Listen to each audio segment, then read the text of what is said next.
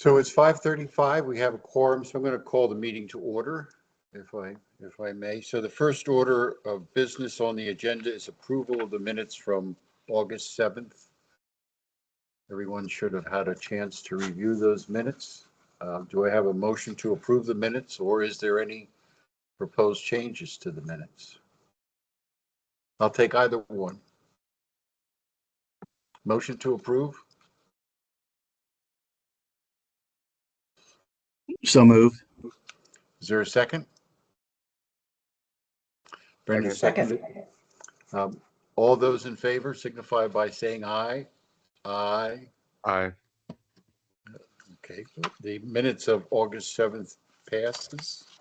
The next order of business is the order to dismiss the complaint 2025-010, which we heard at our last meeting on October 29th. You have that in your packet. There's also minutes from that meeting. Do we need to approve those minutes, Gabby?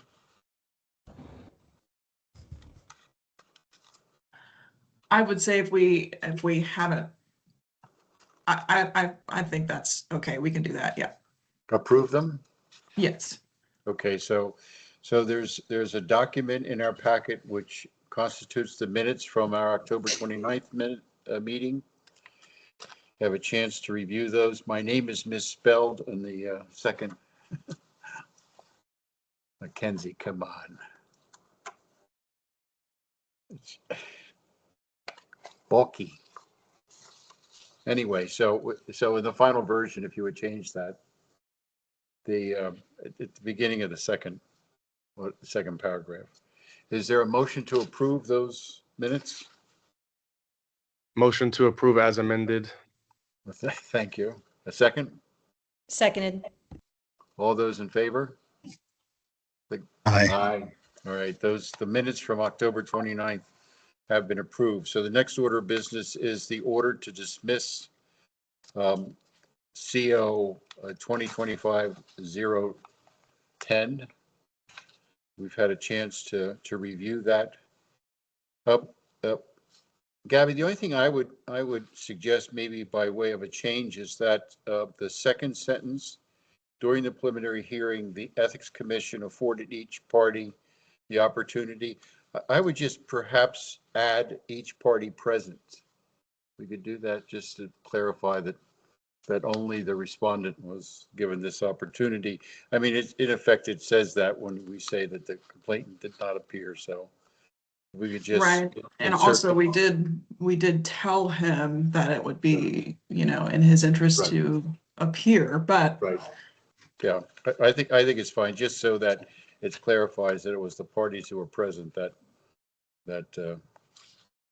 or we could just say the Ethics Commission afforded the party present the opportunity. We could just amend it that way. So do I have a motion to approve the order to dismiss as amended?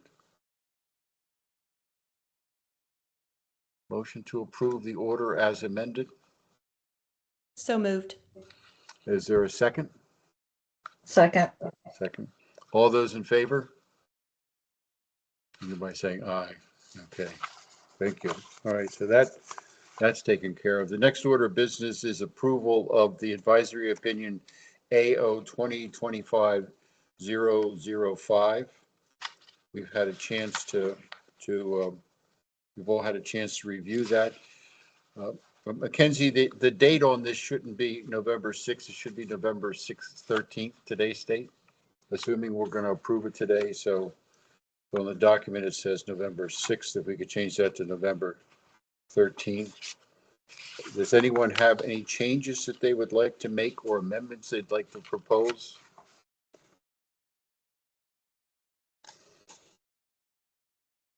I believe it's a fairly straightforward advisory opinion.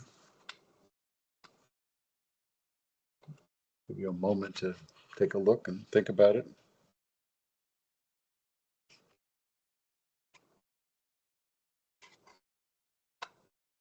If not, I would accept a motion to approve the advisory opinion for AO 2025-005.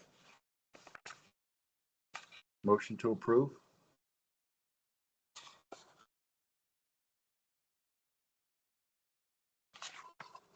So moved.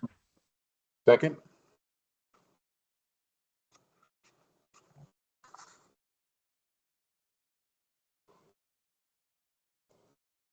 Seconded. Second? Thank you. All those in favor? Begin by saying aye. Aye. It's moved. So the next item on our agenda is a proposed model motion for advisory opinions that I have discussed with Gabby and also Evan about this motion. This most recent advisory opinion is an example as to why we might want to do this. The advisory opinion was issued on August 7th. This document, the official advisory opinion, doesn't go out until November 13th. So there's literally more than 3 months between when the requester got the advice as to how to handle this possible conflict of interest and when they get the official document, which details the exact opinion of the commission along with its management guidance. So the idea behind this proposal is it's not a change to our procedures, but it's just a standard proposal that we might have handy whenever we review a request for an advisory opinion and agree to the terms of that. This would basically allow the advisory opinion to be issued in a more prompt and immediate way following that meeting, with the commission reviewing the advisory opinion that was sent out under the authority of the chair later on in its next meeting. So again, this doesn't change procedures, but when it was ever appropriate, we could use this. So for example, if we're issuing an advisory opinion 2 weeks before one of our scheduled meetings, we wouldn't do this because we could just wait for 2 weeks. But if it might not be another 2 or 3 months before we meet again, we might want to follow this. So I simply wanted to offer this by way of information at this point.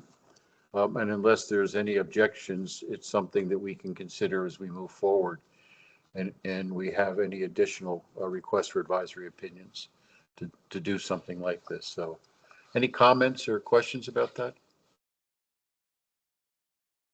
So again, we'll have this available for review when we consider the next advisory opinion. The next item on the agenda is the Ethics Act Subcommittee. We have a subcommittee that in the past has been constituted by myself, AJ, and Delora. AJ is gone, of course, and we have done a little bit of work on the Ethics Act in terms of revising it or proposing revisions to it that might be beneficial. At our last meeting, Trace volunteered to join this subcommittee. Now, he might deny that he volunteered, but I can assure you he did volunteer to join the subcommittee. I'm expecting Delora also to continue with this, and perhaps we can send out a note to the full commission to see if anyone else wants to join.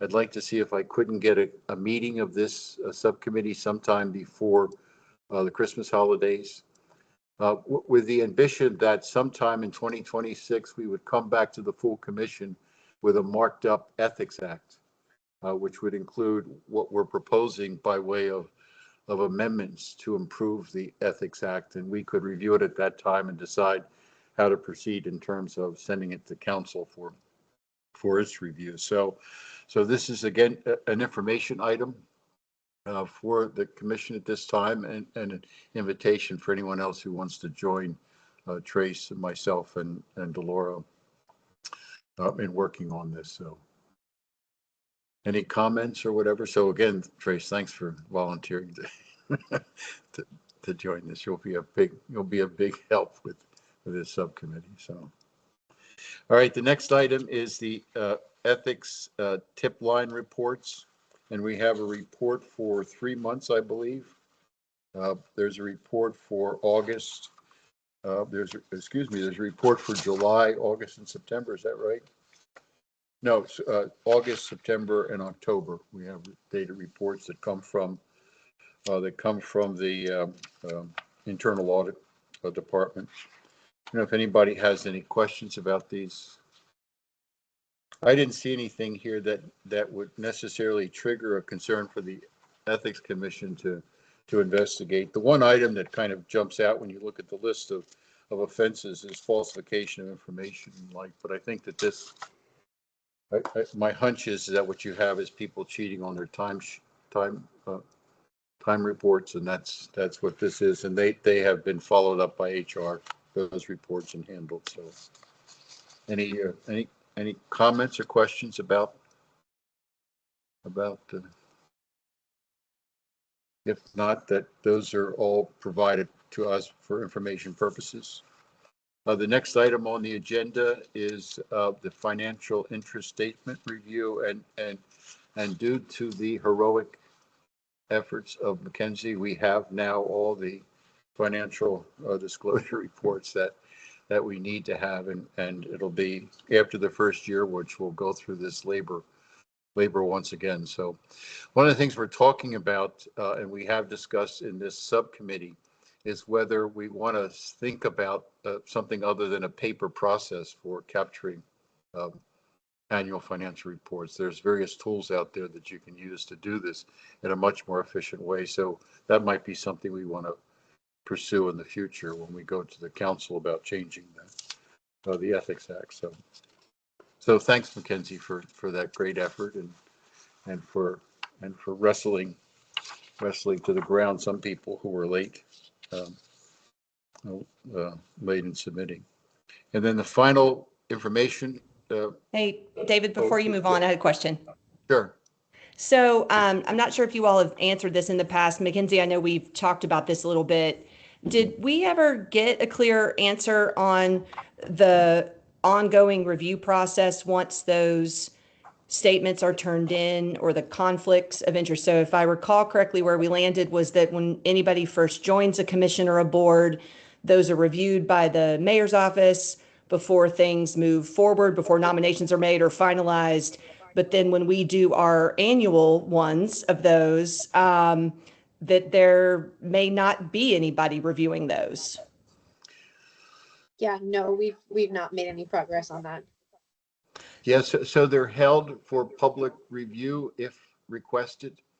But Delora, you're right. It's a kind of funny process because we're collecting this information, but there's no careful or detailed review of exactly what people are disclosing and like so. So I think if there was any commission that might be so inclined as to do something different or actually review, I would think it would be the Ethics Commission.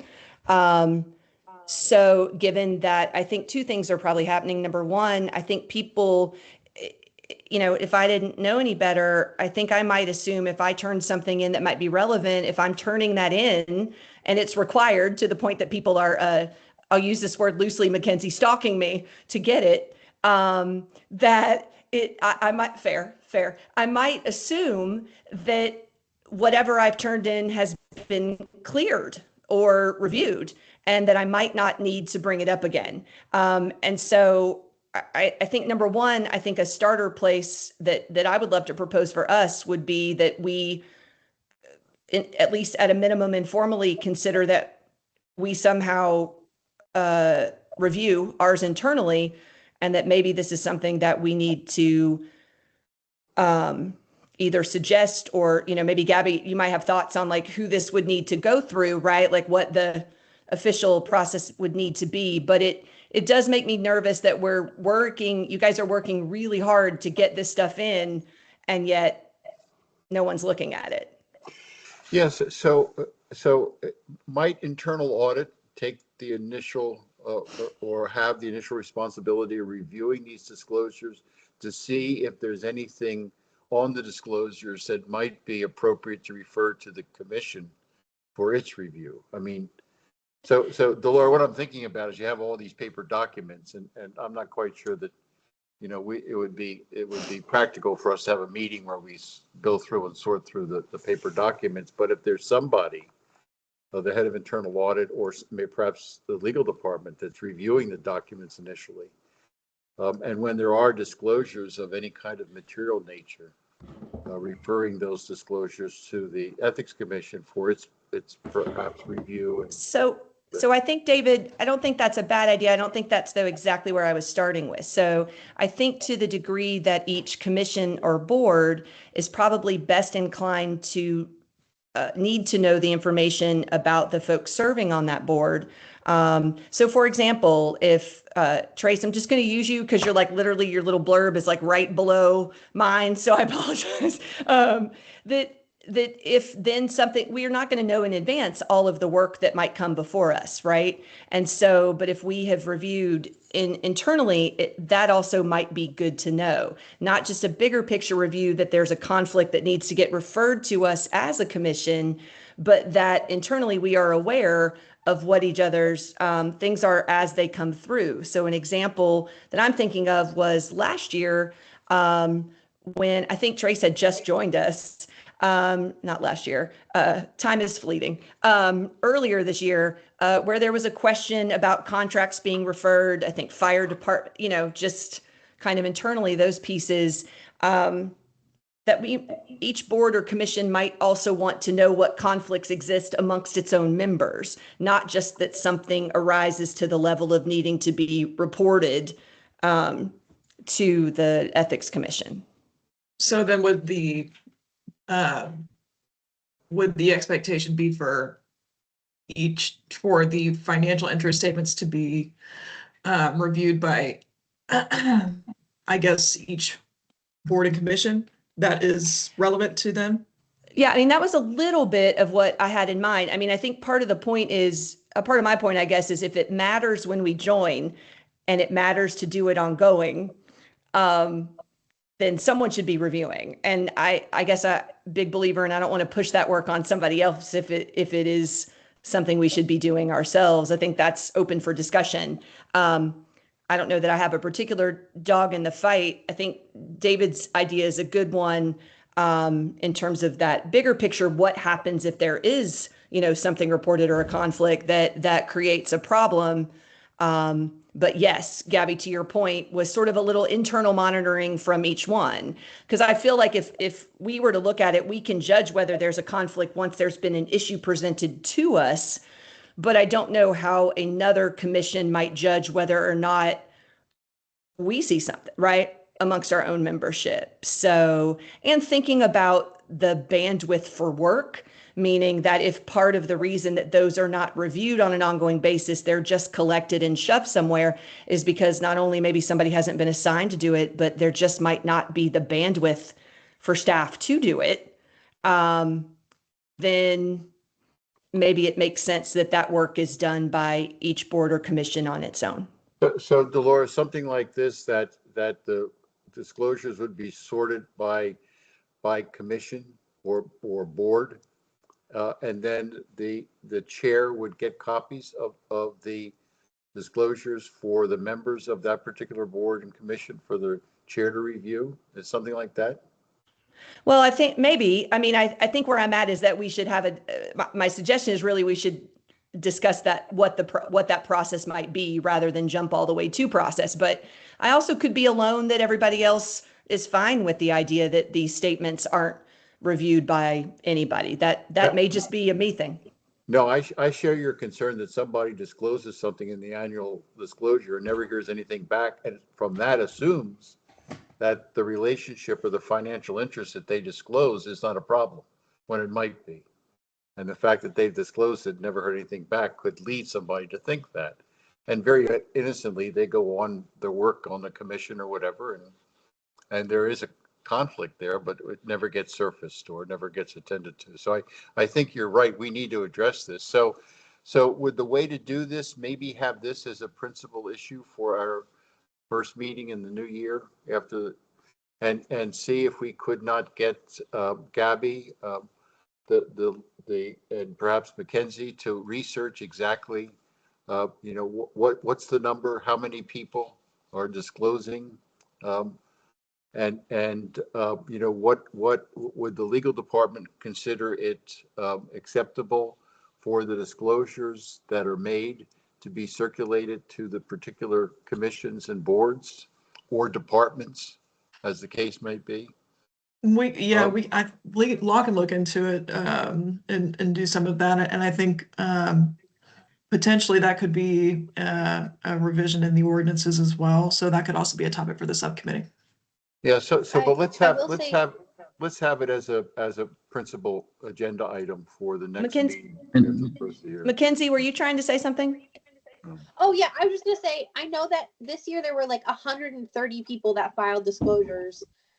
No candidates this year, except for the ones that are running next year.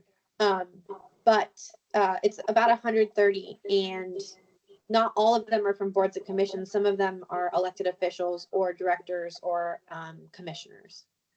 So I don't Yeah, I know was if we would gonna- do those if we had boards and commissions doing. I was going to mention that too. This is Evan. My camera's not working for some reason. Just going to say it's more than just certain boards and commissions. It's, division directors, buyers for the government, and also commissioners. So, definitely I understand the idea of sending it to those board chairs that are for the boards and commissions that are subject to the Ethics Act that have to file the financial interest statements, but also where to put them for those that are the commissioners, who are the directors, and who are the buyers and all that stuff. So. Yeah, no, and I think that's a great point, which also solidifies why this is even more important to do. That it isn't just boards and commissions, but some fairly significant other folks that are subject to filing these. And I guess I would say were I not on this and just random citizenry, I think I would be disconcerted to hear that this is, I would say I was disconcerted to hear it, and I am on this thing. I think as a regular citizen who's not in this mix, I think I would be concerned to learn that. So we'll take this up after the first year at our first meeting and see if we can't institute some kind of change to the process of review for 2026 when the disclosures come in. See if we can't come up with something that could work. I'm not sure we would have to revise an ordinance. Perhaps we could do it in a less formal way, create some kind of review process. But let's see if we can sort that out at the next meeting. So. I mean, one of the things, one final comment I'll make is one of the advantages of having not a paper-based system, but some other system, which is electronically based, and it's a lot easier to review materials and to create reports on disclosures and that sort of thing when you have those systems than it is when you're sorting through pieces of paper and trying to, especially if you're trying to see what might be transpiring for a particular individual over the course of multiple years, where those documents are not kept together necessarily. So, all right. Thanks, Dolores. I think that's important, that we sort of do something about this in the coming year. Any other comments? So speaking of the next meeting is on February 5th. You have a list of the 2026 meeting dates. The month and the day are all correct. The year needs to be changed to 2026. And there was all 2025. So it's February 5th, May 7th, August 6th, and November 5th. And I would just ask members of the commission to try to protect these dates as much as possible. Insofar as these are our published meeting dates, it might be fair to think that the members of the public would expect us to be meeting on these dates and might plan for it. And I think it's important for us to be able to make quorums on these dates so far as they are published dates. So, any comments about that? That's the last item on our agenda for this particular meeting. Is there any other matters that should be brought before the commission before I call for a motion to adjourn? So could I have a motion to adjourn? Motion to adjourn? So moved. Thanks, Trace. A second? Okay. Second. All those in favor? So everyone have a wonderful holiday season, and we'll see you after the first of the year. Some of us will get together before then, hopefully with the subcommittee, but for the rest, we'll see you after the first of the year. So take care.